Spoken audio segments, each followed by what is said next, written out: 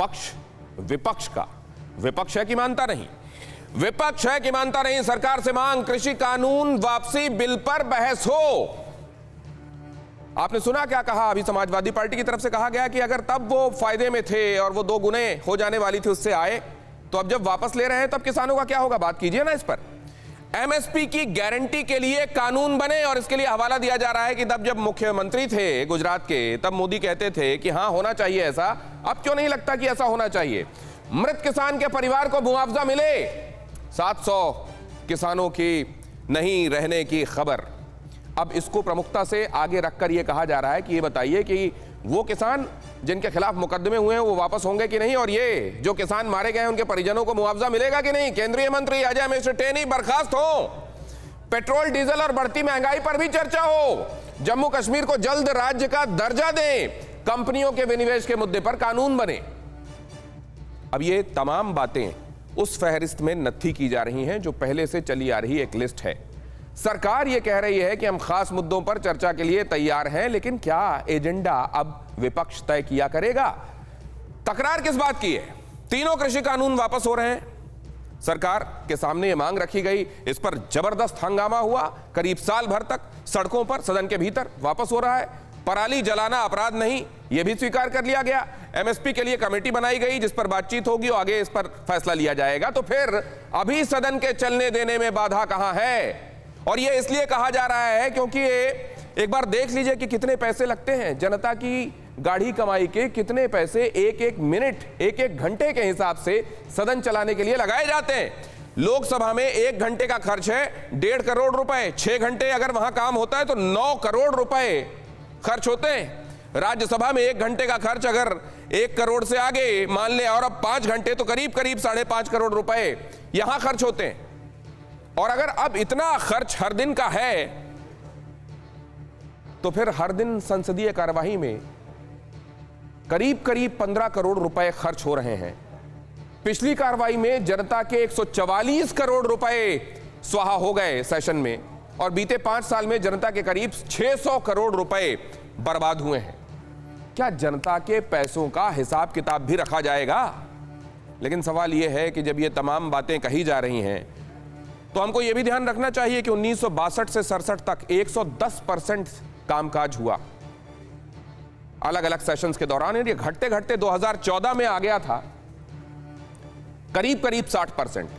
तो ये जा किधर रहे हैं? संसदीय लोकतंत्र के जरिए जनता के काम हो रहे हैं या बाधा? ऐसा नहीं है कि पहले नहीं हुआ। ये देखिए जरा क्या हुआ था, राजनारायण को मार्शल ने बाहर किया था। मतलब सदन के अंदर हंगामे की जो परंपरा है, प्रथा है, वो पुरानी है। और कई बार ये तक कहा गया कि ऐसा जरूरी है, जैसे बोफोर्स घोटाले पर 45 दिन तक हंगामा हुआ, और यहाँ 2G घोटाले में शीतकालीन सत्र बेकार हुआ। तहलका कांड पर भी सत्र के चलने में खासी बाधा डाली गई थी। और कई बार तो इसका इंटरप्रिटेशन नेताओं ने यूं भी किया कि अगर जनता के हितों के लिए डिसरप्शन जरूरी है तो फिर कार्यवाही नहीं होने दी जाएगी, डिसरप्शन किया जाएगा। लेकिन सवाल यह है कि तय कब किया जाएगा और कौन करेगा कि यहां डिसरप्शन जरूरी है या सदन को काम करने देना जरूरी है। हमारे साथ जुड़ रहे हैं खास मेहमान। क्या सूटेबिलिटी से, सियासत की सूटेबिलिटी से तय होता है, समझने की कोशिश करेंगे। प्रेम शुक्ला प्रवक्ता है भारतीय जनता पार्टी के, आलोक शर्मा कांग्रेस के प्रवक्ता हमारे साथ जुड़ रहे हैं, राजकुमार भाटी हमारे साथ जुड़ रहे हैं समाजवादी पार्टी की तरफ से, कृष्णबीर चौधरी अध्यक्ष हैं BKS के, चौधरी सवित भी हमारे साथ इस चर्चा में शामिल हो रहे हैं। सवित मलिक अध्यक्ष हैं किसान यूनियन के, और रामकृपाल सिंह सीनियर जर्नलिस्ट हैं।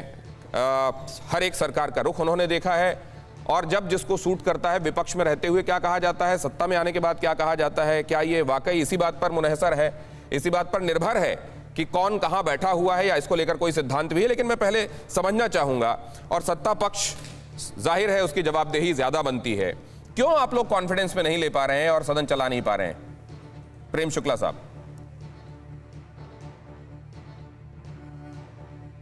संकट एक पिछले 7 वर्षों में जब भी सदन में सार्थक चर्चा हुई है तो आदरणीय प्रधानमंत्री जी का कर्तृत्व कंचन का है, और हमारी पार्टी के सांसदों का वक्तृत्व जो है वंदन और अभिनंदन का है।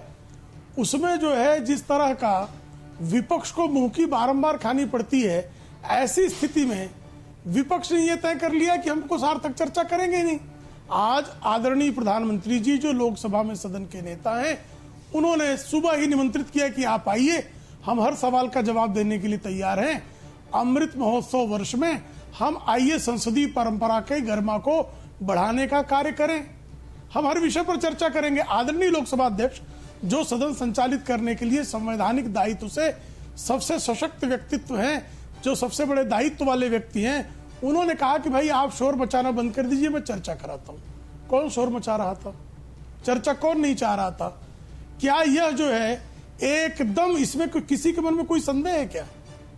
और जब आप चर्चा नहीं करना चाहते, सिर्फ शोर मचाना चाहते, अभी आपने बोफोर्स का मुद्दा गुनाया। बोफोर्स के मुद्दे पर अगर पहले दिन राजीव गांधी की सरकार चर्चा के लिए तैयार हो गई होती तो एक दिन भी खराब नहीं किया जाता 2G पर।